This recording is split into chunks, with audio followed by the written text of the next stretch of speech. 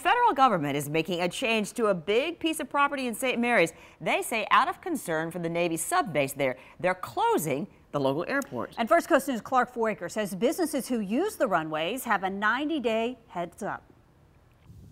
An airport with blank runways and almost no traffic are top on the list of safety and security concerns at Kings Bay Naval Base. The airport in its current location, we look at it as a threat to the installation, as a safety and security threat. Scott Bassett, public affairs officer at the base, says proximity between the St. Mary's airport and the base is to blame. Because it's so close, the airport has to warn pilots of restricted airspace. And about 10 times, a skydiver's landed on the base or a misguided plane has flown through the restricted airspace. I'm at a bit of a disadvantage because I'm not going to tell you specifically what those threats are. Now, the FAA is closing the airport. The Navy's been asking them to do it since 9/11. It's very complicated, and you may be accusing the government of moving at a snail's pace. The city of St. Mary's will have to hire a contractor to paint massive yellow X's every couple hundred feet on the runways to formally close them. How do we make the best adaptive reuse of that land?